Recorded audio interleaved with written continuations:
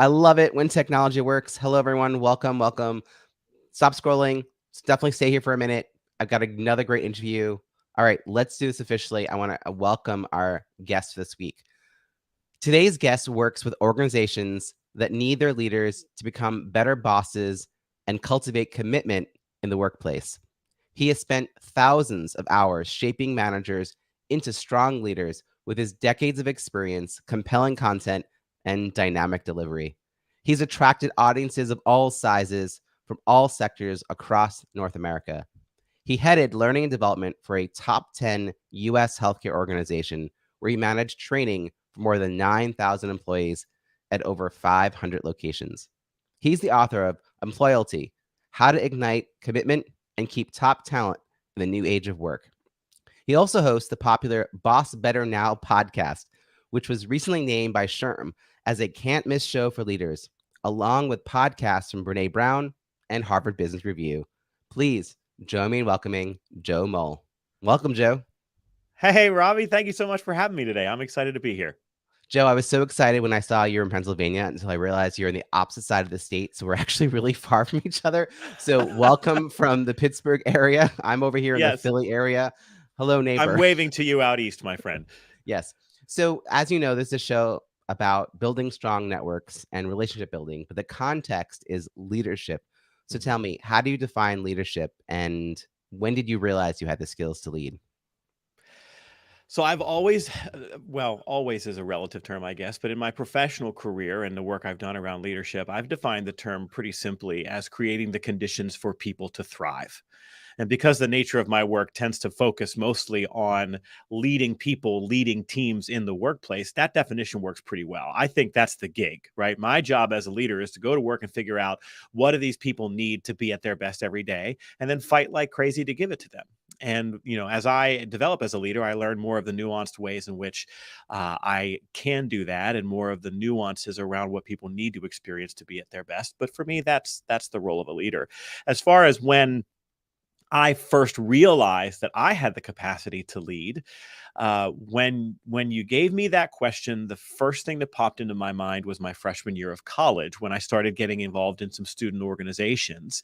And student organizations, they're sort of an organic leadership experience that rises through those, right? People volunteer for things, and then all of a sudden you have a position title, and the next thing you know, you're the president of your fraternity, or you're an RA, or you're a stage manager for the musical, or you're me and you're all of those things. And so really, since my freshman year of college, every volunteer role I've had, every job I've had, has required me to be in front of the room in one way or another, speaking, creating content, helping people make decisions, helping support people as they were pursuing whatever it was that they were pursuing. So yeah, I think freshman year of college springs to mind first. I'm really curious about who you were even before the freshman year of college, because for Mhm. you to, I mean, even the RA role, my wife was a director of residence life. So I'm actually Mhm. fairly intimately knowledgeable Yeah. about res life. Yeah. And I lived on a college campus with her for a bit as well. But to even say, oh yeah, put my name down for that, like, takes a certain kind of student.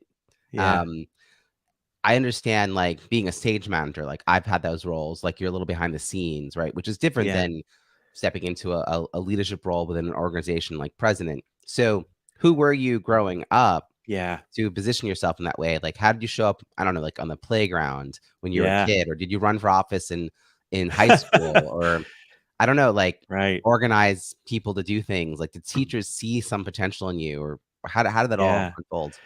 Yeah, you have great instincts, Robbie. This is a really interesting question because my formative years in elementary school and middle school, I was horrendously bullied. I Oof. was very small and very smart. I was a kid who liked school. I raised my hand a lot. I was very bright. I was tested, right, for the gifted programs and all those things like that. But I suffered a lot. And this was, back in the 80s. There were no anti-bullying programs back then.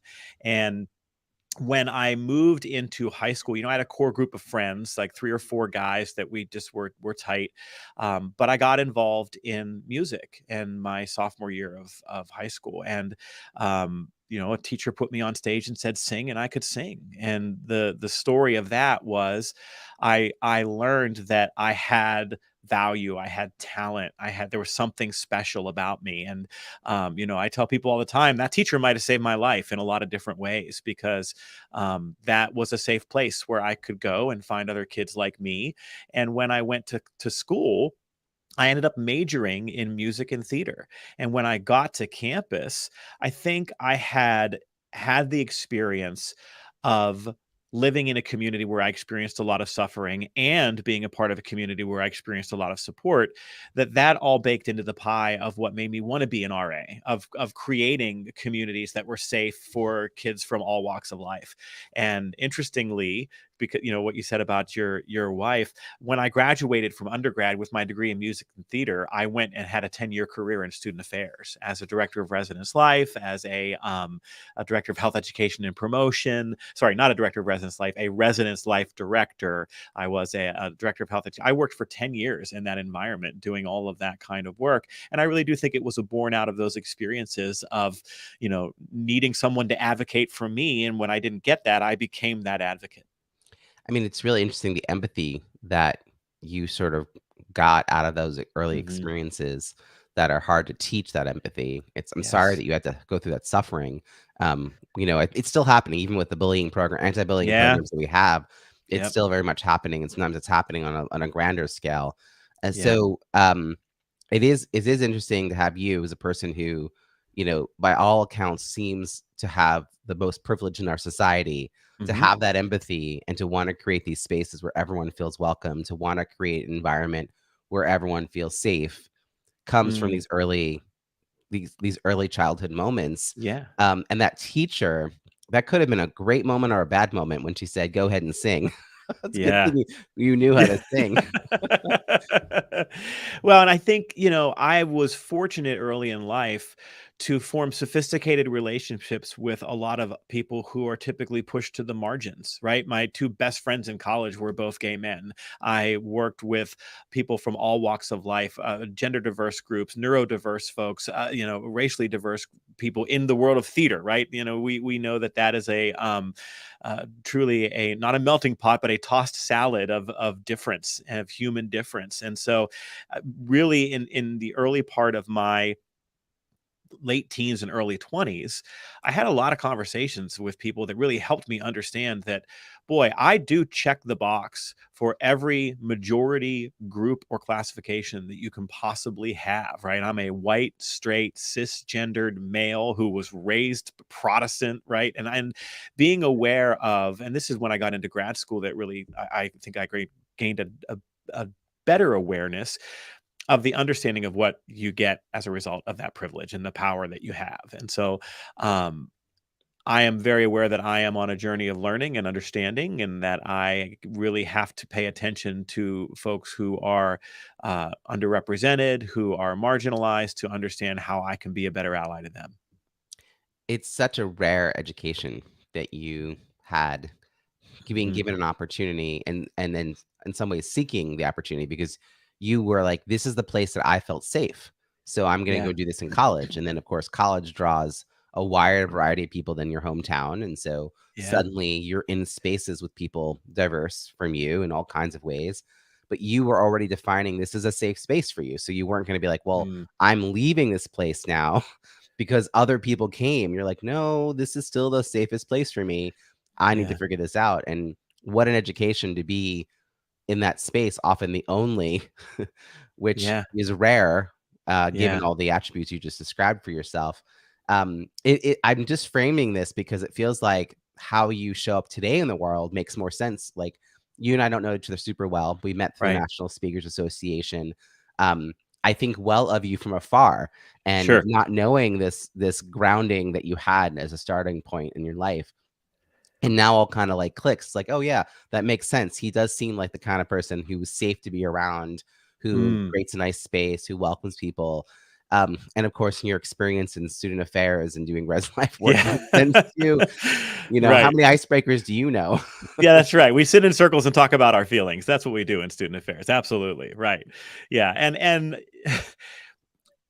I wonder if it really is as simple as, at such a young age, just being treated differently for who you are.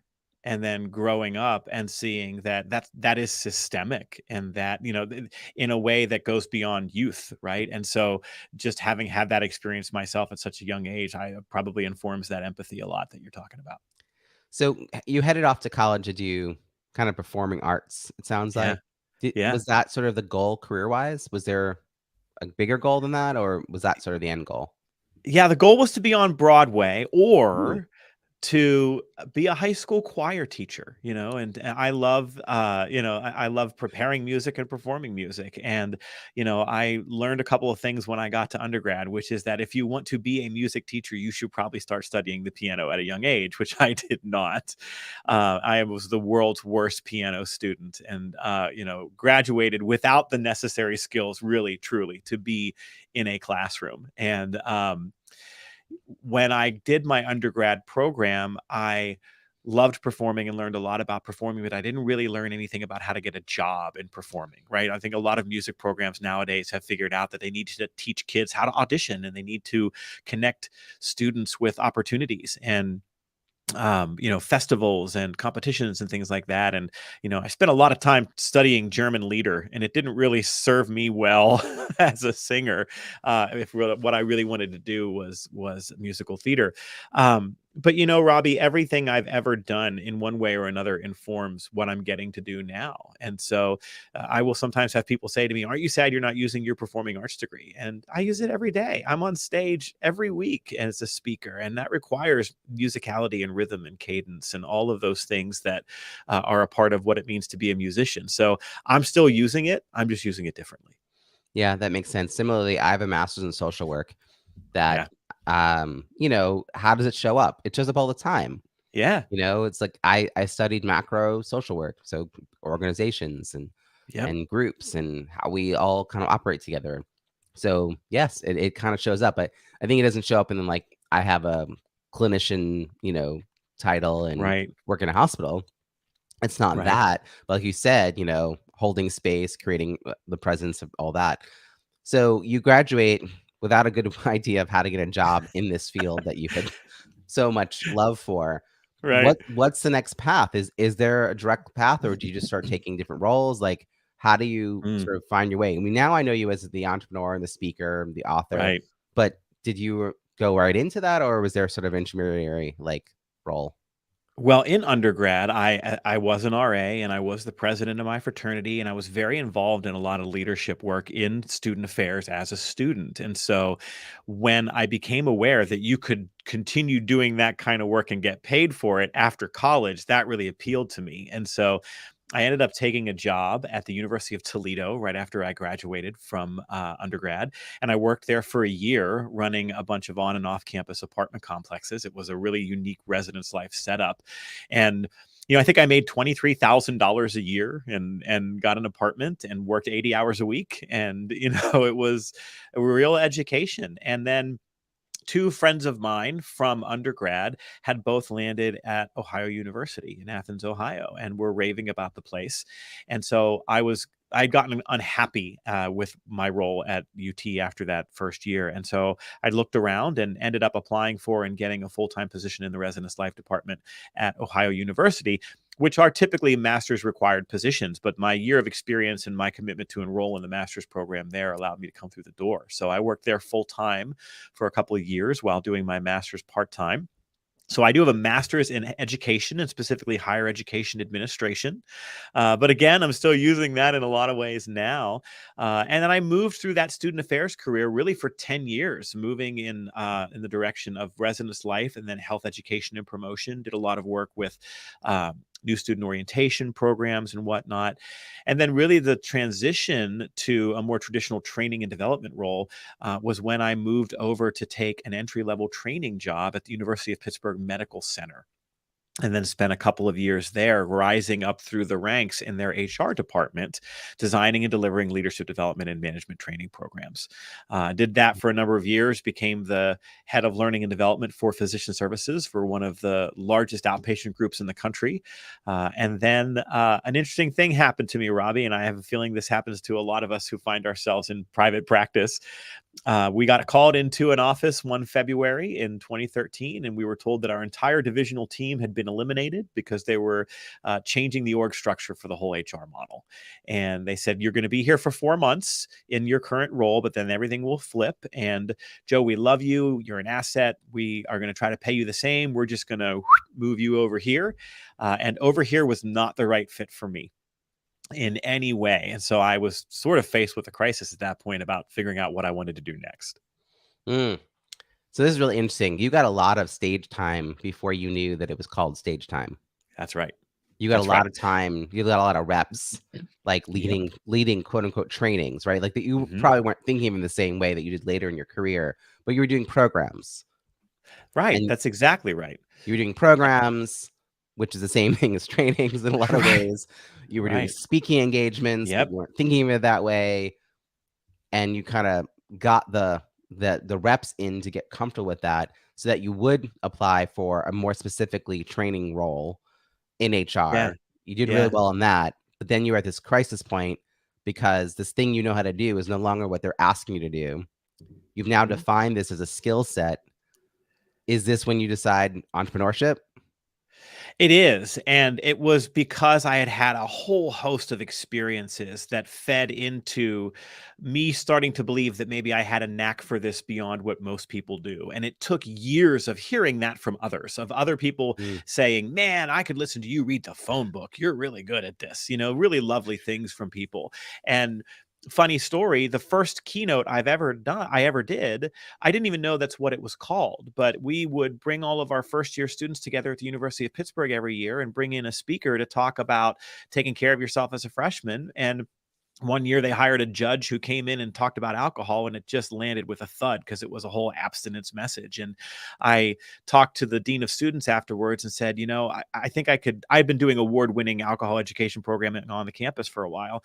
And I said, hey, if you'd be open to it, I think I could do a better job than, somebody you're going to bring in, and you're already paying me. So why don't you just let me do that? And so I ended up doing a program for 45 minutes at the center court of the university's basketball arena in front of 3,500 people. That went very well, and is to date still one of the largest audiences I've ever had on stage, just because I said, hey, this is something that I can do creatively and that people seem to respond to. And so you fast forward past that HR experience, and what became apparent to me was that people were thirsty for both the content I was creating and the style that I was bringing to that content. And so I had the thought of, well, if people internally here are thirsty for this, maybe there are some folks out there who would be thirsty for it too. And I never aspired to run my own business at all. But I realized quickly that it was the only way I could keep doing the work that I love to do on my terms. And so, with a 2.5-year-old at home and a 6-month-old at home, and being the primary earner, we jumped off a cliff. Wow. Did you have a community of entrepreneurs at that time? Nope. I was very lucky though, Mhm. in that when I decided to do this, right around that time, uh, I knew a guy who knew a guy who was involved in the Pittsburgh chapter of the National Speakers Association. And so he said, hey, you should go check this out. And so literally 1 month before I started my business, I went to my first NSA Pittsburgh meeting, and thank God, because that was the community, that was the network that I needed to support me on this journey. I can't imagine the learning curve that would have been in place without that community, or the degree to which my runway to success was shortened because I was surrounded by generous people who were willing to say, hey, we can all be successful. We can all build a bigger pie. Let me help you. And, that was 10 years ago. Yeah, build a bigger pie. That's the sort of mantra that Yep. we've all had instilled in us from the founder, Cavett Robert, Yeah. who coined that phrase that we all talk about, build a bigger pie. So that's great. I mean, I love hearing that you stumbled upon pretty early, it sounds Hmm. like right almost the moment you needed it. Talk about just-in-time learning. Right. Yep. No Yeah. kidding. So what was, I guess, most challenging about that shift? You had content ideas, you had stage experience, you didn't really have the business plan, and obviously That's you had right. 2 kids under 3. My business, by the way, started also, like, right before I had our first child was born, and then I was the primary caregiver for the first 3 years, and we had 2 kids under Uh, 3. So I yeah. kinda know that feeling of like, okay, Yes. I always joke, one starving child is like, but two people start to question, like, I mean, Yep. so you kind of have to have a plan here. But like, what was challenging about that shift, and what kind of resources did you need to get support around from your community?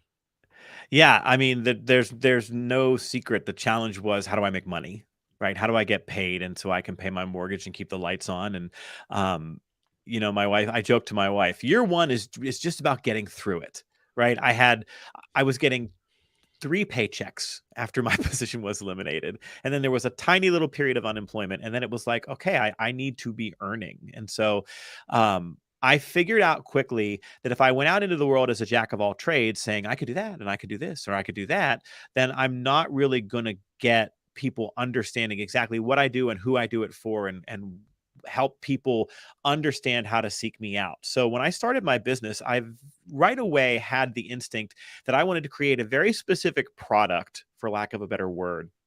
And I had spent years teaching frontline healthcare managers how to be better leaders. And so I created a 2-day leadership masterclass that was specifically for outpatient practice managers in healthcare clinics. And I started working my network, and I started plugging into more national associations and really just built it from there. One of the first successes I had was, at my own expense, I went and did a breakout session at a large healthcare conference that I had been involved in the association for a number of years. And I knew that if I did well at the breakout, that it could feed the business for a little while. People would hire me to do more what I had done there. And that's really how I got it off the ground. But trying to figure out, how do I generate revenue quickly? No question, that was the biggest challenge. Mm-hmm. Well, and it sounds like there's a couple things you leaned into. One was you went with a network that you already had access to. Like, I guess I'm Yeah. saying, your ideal client was within your network. You weren't like, now I'm going to work with airline Plumbers. pilots, Right. like Yeah. whatever. You're Yeah. like, this is the knowledge that I'm already known for. I already have sort of connections and a reputation somewhat in this space. How do I leverage that?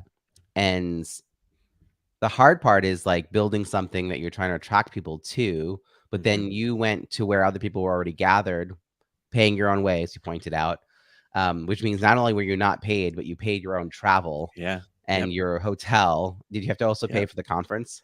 Yep. Yep. Because we debate this all the time as speakers, whether or not to take those opportunities. Yeah. The whole exposure kills. Yes, that's right. Well, you Exposure is get both an exposure. opportunity and a medical diagnosis that can kill you. Yes, that's right. Both things. So, when it's strategically done, which it sounds like you were very thoughtful, like this is the audience that you can have that follow-on work from, and you'd already developed, and this is critical for those listening, you'd already developed what your offer was going to be after the stage. You already decided that, and it was already something you thought would work. Now, what proof did you have that that 2-day program was the right program? Like, how did you test Mm, that theory? yeah.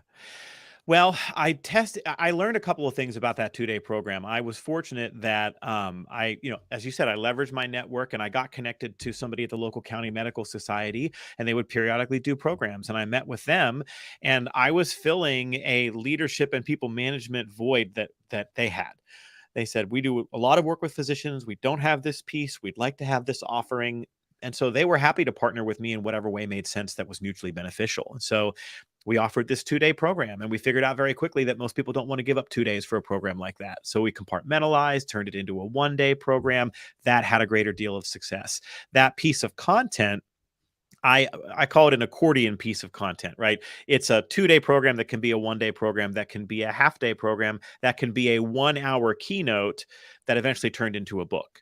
So when I went to that healthcare association, I took the best, most valuable, most compelling pieces of that, turned it into a 50-minute breakout session, gave it a title that sizzled. I knew that I needed the title to jump off the page. And if you ask me what the title was right now, I don't know that I could remember it, because it's 9-10 years ago now. But I knew if I could just put some people in the seats, and if I could go do what I do best, that it would make the phone ring. And it did. Yeah, I mean, there's a lot of lessons here about, I mean, in my second book, Small List, Big Results, I talk about building an audience before you try to sell anything. Yep. And using your existing network to discover likely prospects and likely referral partners. The conversation you had where you realized that there was a gap in the market that you were ready to fill and they wanted you to fill, like that in itself helped you kind of confirm you were on the right path. You weren't just like you weren't duplicating what was already out there a zillion other ways. There was something unique about what you're offering, and they were seeking someone to refer to. Like they wanted this to Yes. happen. Yes. So I think that due diligence is really important because I think a lot of us experts, we fall into what I call expert syndrome, where we just know what people need. Yeah. And so we go build a thing without talking to anyone. And then we're like, yay, it's here. We bring it out to the market. The market's like, who are you? What is this? I don't need this. And so Yep. you avoided some of that by having that partnership, but then you also listen to the feedback that a 2-day program, may not work in people's schedules as well. How can you deliver it in a different way that would be an easier yes?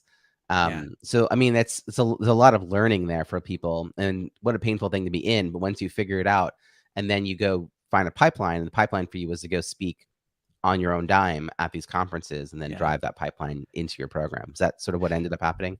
It is, and you hit on a piece that I didn't mention, but that I know is an integral piece to helping get my business off the ground, which was I right away started an email list Mm. and started building an email list and started creating content that was high in value for the people on that list. So when I left UPMC, the division I had been over had more than 300 managers in it that I had worked with and who had a great deal of affection for me. On my last 48 hours on the job, I got more than 50 emails from people saying like really heartfelt stuff, not like good luck, but really intense, heartfelt stuff about the impact that I had had. And I saved those emails and I gave people the opportunity. Hey, if you want to keep in touch, I'm over here at this website. You can put your email address in, and I'll keep in touch.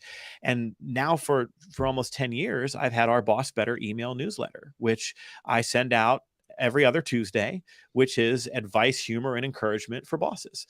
And I figured out quickly and learned from the new NSA friends I had made that if you go speak somewhere or you do some training somewhere, the chances that people are going to remember you 3 years from now when they're in a meeting and somebody at the table says, boy, we need to find a speaker. They're not going to immediately go, oh, Joe Mull, who I saw in Akron 3 years ago, he was great. They're not going to remember your name unless you find a way to continue staying top of mind, adding value to the problems that they face every day. And so that email newsletter created a communication relationship with that audience.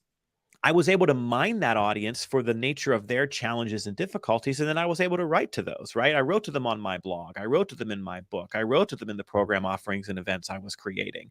And so it became this beautiful symbiotic relationship where, just like you said, I'm not trying to assume I know, I'm just trying to respond to the needs that I see out there.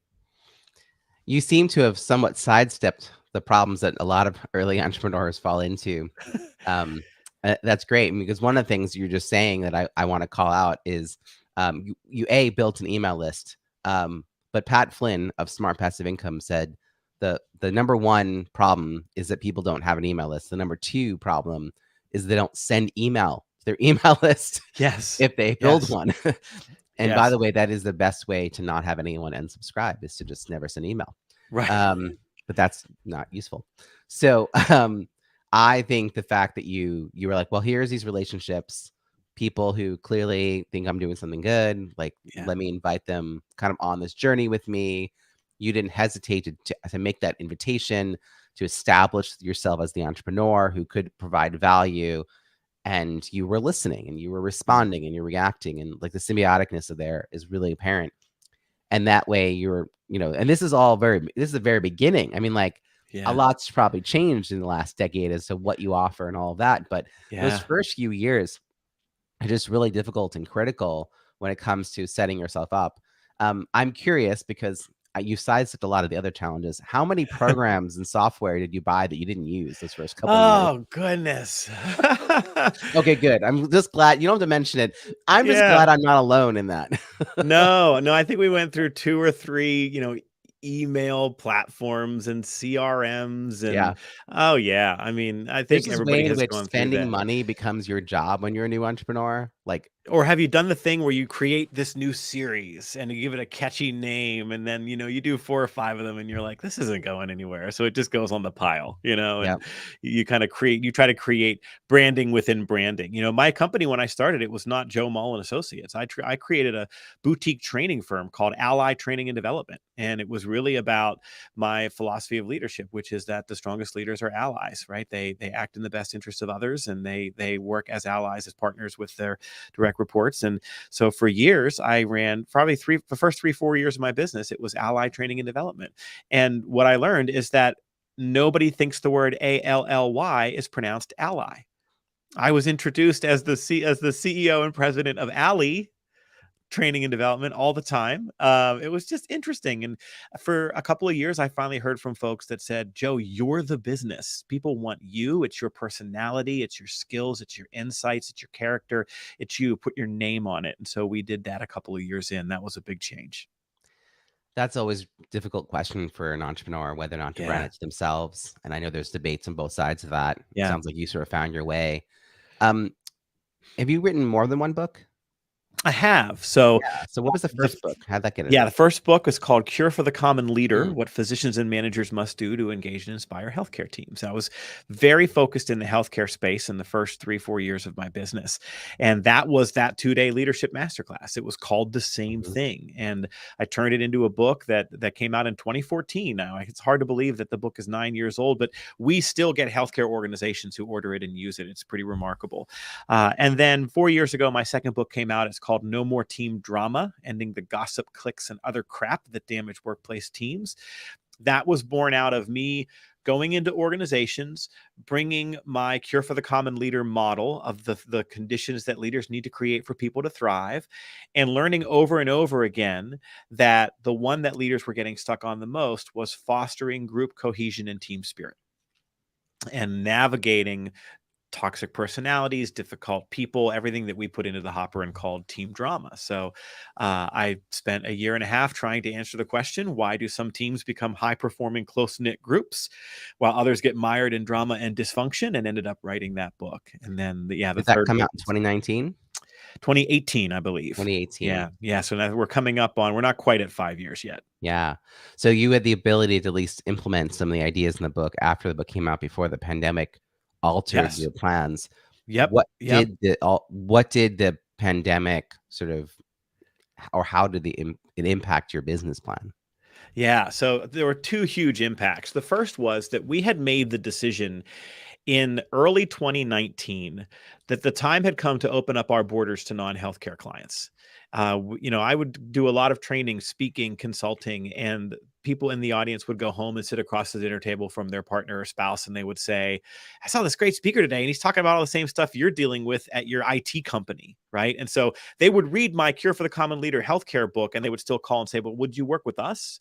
And so we realized that we were hitting a ceiling into who we could serve and partner with by making it very healthcare specific. So we went through a lot of work in 2019 to, for lack of a better word, rebrand. It was really just kind of a repositioning of how we talk about what we do to open up our borders. And we pushed the go live button on that on January 1st, 2020. Yeah. And, so 3 months later, the world shuts down. And really, we spent much of the pandemic shifting to virtual, like a lot of folks, Robbie. We had a number of keynote speaking engagements on the calendar that went away. But I also had some training contracts and some other kinds of consulting engagements that we do that still needed to take place, but I couldn't get on a plane. And so I was an early adopter of a lot of virtual technology. I rent an office away from the house, and we had a room set up for video recording, but it was mostly to do YouTube stuff. And we quickly converted it into, we've got 3 cameras in here now. We use Ecamm, which is broadcasting software. I gave myself a crash course in all of this in April of 2020. And by June, we were holding our own live virtual events for managers across the country who could register and participate. We called it our Boss Better Virtual Summit, and we still do those twice a year now. So Wow. I have service lines in my business that would not have existed had we not been forced to move into those virtual virtual environments? Oh, my entire business Yeah. is all new revenue Right. streams that came Yep. out of the need to find a new way to show up and offer value. Yep. My short story is that after 10 years of working to be known as a person who was teaching people how to network at conferences, my TEDx talk comes out January of 2020, and I'm Oh, poised to be an overnight success 10 years in the making. yep. And I've got this new talk that I'm rolling out, and and then, yeah, 2 months later, no one has any need for any of the stuff that I'm talking about. No. But then by the end of 2020, I had a thriving new six-figure business. So, it Well, was a lot that's of a work. credit to you, and not just your resilience, but your creativity, your adaptability, and you looking for ways to serve the people who you know need to know what you know. So, I mean, I mean, it's an likewise, incredible right? So story. I think that what I'm recognizing in you is someone who hit the gas. Some people in our field, speaking as speakers specifically, um, some people hit the gas and some people hit the brake. I Yep. heard a lot of people say, I'll just see what happens in 6 months, Yeah. and I Well, I was think there were like, two things. ooh, Oh, sorry, Robbie. I no, didn't go mean to ahead. talk over you there. And it reminded me, I think there were two things that happened at the same time, too, that really served me well. The first is I had built a financial cushion in my business. I have three kids under the age of 13. We've talked about our kids a little bit. Um, I have always operated with a certain amount of fear. Like, as a self-employed person, if something happened to one of my kids and I needed to sit at a hospital bed for 6 months or a year, how would we survive? Because I'm going to be at the hospital bed. That's where I would need to be. So how do I build that cushion so that we could survive something like that? That cushion helped me survive 2020 and into 2021. The Hmm. second thing that we did, because my business was so healthcare focused and the entire healthcare universe was getting deluged in those early spring months of 2020, we made the decision that we weren't selling anything. We were just going to show up and help. So we were creating videos. We were sending them out to our list. We increased the frequency. What do you need? Here's a free 1 hour webinar about mental health. Here's a free 1 hour webinar. We just showed up to serve for the first couple of months of that experience. And that aligns with the values that we bring into the work that we do, but it's also, we had spent all these years telling these healthcare partners how deeply we cared about and admired their work, and it was a chance for us to prove it and to Yeah. maybe in one teeny tiny small way be of service to them at a time when they were being of service to so many. Wow. I get it. That totally makes sense. And that service leadership, mentally approaching it that way, meant that you were staying top of mind when Mm. budget lines sort of resurfaced and training become Yeah. possible again. You were gonna be one of the folks they were on to reach out to. Yeah. That's really cool. And you also were working on your craft on how to do this virtually. Like Yes. you were getting stage time doing that for yourself. And I think that's the thing that, it's different than in person. It's not, Oh, in person that was described as sort of theatrical. And then yeah. here we're like in this little tiny box cinematic, right? So Yep. it's a very different experience to perform and to provide value in this little Yes. box. Which I ended up loving. I did not know as an outgoing expert how much I would enjoy Yeah. staying home and providing value to people around the Yeah. globe. Um, it takes a lot for me to leave my driveway now. Like I'm like, yeah. Yeah, and the as a performer, right? If you think back to that theater and that Hmm. music background, the energy and the electricity that I can create with an audience, which is one of my favorite parts of Right. the work that I do, in a lot of ways that goes away virtually. Now there are ways, as you know, to recreate moments of that, but it is an awkward thing as a performer to land the punchline and just leave space for the laugh that you hope is happening on the other side of the monitor. Yeah. And I learned that I actually didn't have to change much about my delivery if I could trust that the audience on the other side of that monitor were still the same people who would have been in the room with me and are going to laugh in the same Hmm. places. And for the most part, that's held true. So moving ahead, I'm curious kind of where you are now because you came out with a new book, and it feels like you're really kind of doubling down on this brand wise. And so Hmm. tell me a little bit about the focus of this book and how this moves you into the future of your business. Yeah. Well, two things happened as 2020 turned to 2021. And the first was we started hearing all about what's called the Great Resignation, which is not the right label. And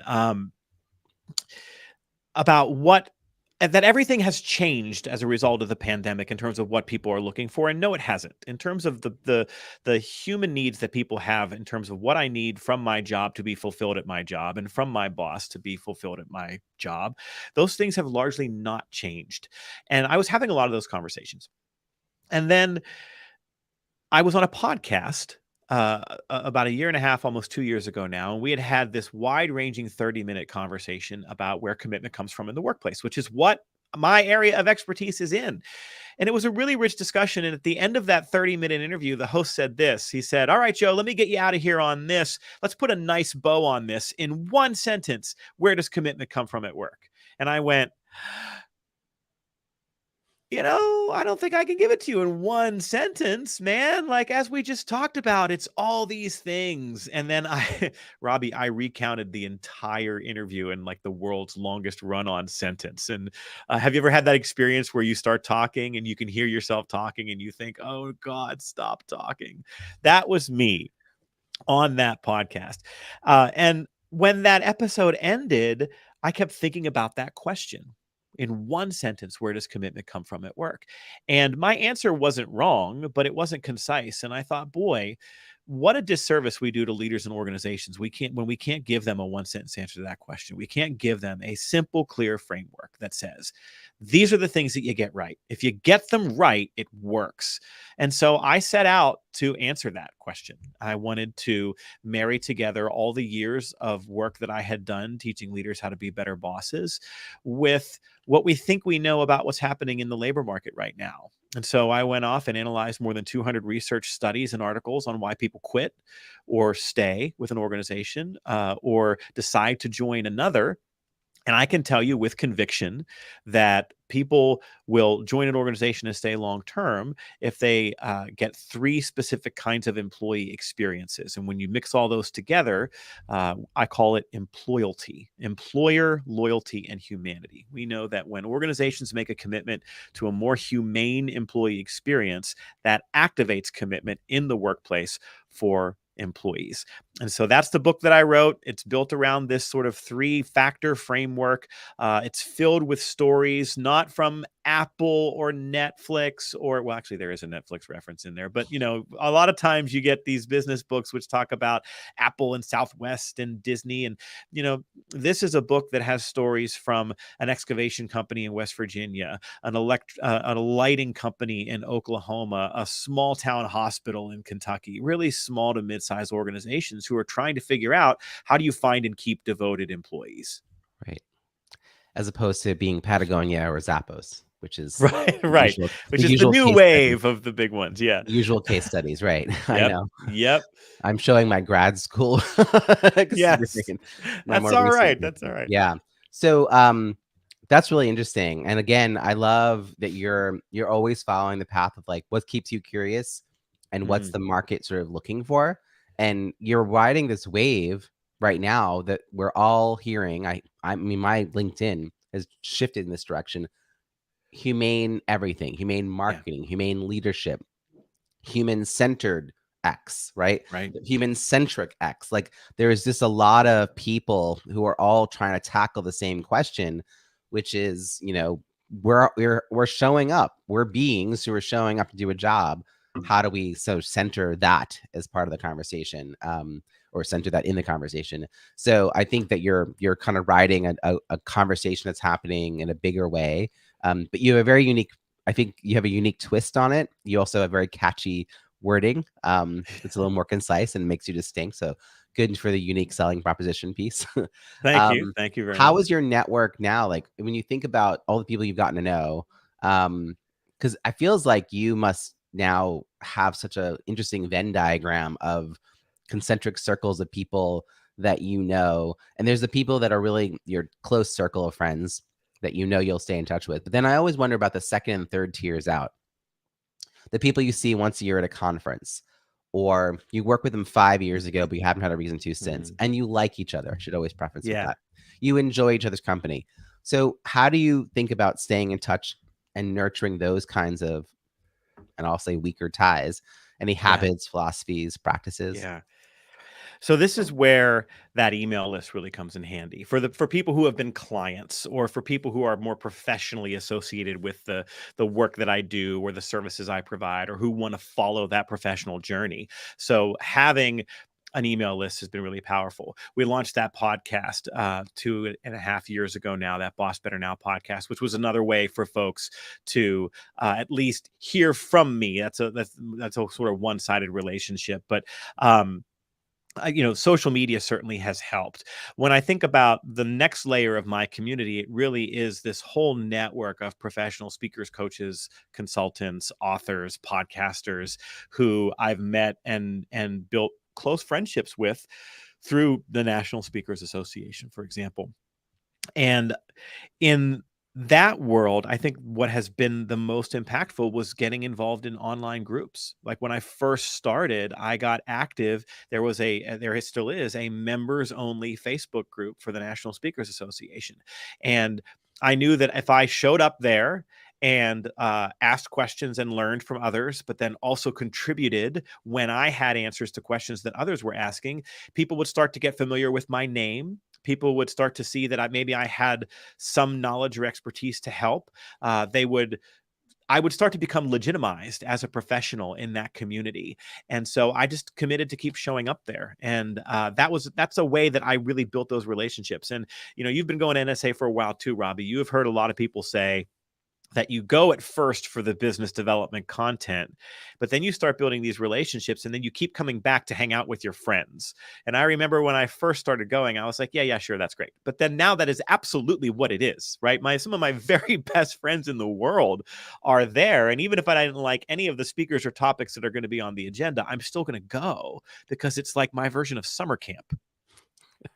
I actually made the decision in 2015 when I left my career in 2014. I joined NSA January of 2015 because I'd been part of the association for my previous profession.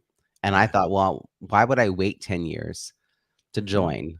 I'm going to join. I'm going to go 10 years in a row to this conference and then decide whether it's worth it. By the way, I'm in year 9. And Okay. along the way, you find leadership opportunities. So Mhm. I now run the NSA Rainbow Speakers group Yep. for LGBTQ plus speakers and our allies. And I host a monthly networking social Mhm. called Mic Swap, which is totally up my alley. These are both things that I Yep. love doing that I feel like pretty uniquely positioned to do well. And so, yeah, like you said, like, if you find a way to give back and you keep meeting people and connecting, then that's becomes a draw. And I think that my 10-year plan was to make myself commit to doing that Yeah. relationship piece that you were just mentioning as well. So a year from now, we're meeting, and I remember that it's, hey, I interview. Remember that when you were doing all those interviews for your book? Like I interviewed you. So what's the thing we're going to be celebrating a year from now for you? Like what are we going to be toasting on your behalf? What are you most looking forward to in the year ahead? Oh. That I followed through on chasing something despite whether or not I knew it was gonna be successful. So, when we decided to birth this book into the world, we had some choices to make about how much time to invest in it and how much effort and money to invest in it. And I knew that I wanted to give this book every opportunity that it had in the world to maybe land on a bestsellers list, or just really make some noise and be of service to people. And, there are a lot of voices around you who will tell you that, the chances of that happening are very low. And, you could save yourself a lot of money and a lot of heartache by just kind of putting it out in the world at a sort of lower level of expectation than what you're swinging for, Joe. And I remember so clearly thinking that sometimes we have to do things not for ourselves, but because of who is watching. And as I said, I've got 3 kids, and I would never want any of my kids to not chase their dreams because someone told them it was hard, or because someone told them that the chances of success were low. And so when we made the decision to really try to bring this book into the world at a high level, I kept thinking about all those cheesy motivational posters that you see, right? You know, shoot for the moon, even if you miss, you'll land among the stars. But there's some truth in that, you know? So we decided to take a big swing with the book. And I made a commitment, even after a year and a half of just intense research and writing, to basically commit to another year of everything like this. It's podcast interviews, it's webinars, it's investing in PR, it's, you know, it's all the social media stuff that you have to do with it. I think a year from now, Robbie, just to be able to look back and said, you did everything you possibly could to give that book a chance to be successful. And by that metric alone, you were successful. That's awesome. Yeah, no, having just gone through my own book launch again, 17 months after the last one. Yeah. Talk about having 2 under 2. Did you lose a bet, or are you just a glutton for punishment? Yeah, someone said to me in an interview, "So how did you end up publishing not 1 but 2 books during the pandemic?" And I said, "I what now?" I was like, like, I don't think I even realized that had happened. Yeah, no, it's a lot, and I think what you're saying is there's the writing the book, and, like, you did a lot of original research, so Yeah. there's a lot of intense work to do that part. Yeah. And then there's this moment you're like, I want people to actually read this. This is valuable. Yeah. So there's the effort to make it be visible in the world. And that seems to be Yeah. what you're working on now. And I can't wait to celebrate the success of this book and how others, it's the ripple effects of this book Yeah. as the leaders get their hands on this, and it will change how workplaces are sort of designed. So that's Thank the you. ultimate piece, is for us to see the results of all of that. This is awesome. I can't wait for people to find more about you and follow you. So how can people connect with you and follow your work? The fastest, easiest way is just to type my name into your web browser, joemull.com, JOEMULL.com. Or if that's too hard to remember, you can go to bossbetternow.com, and that'll get you there too.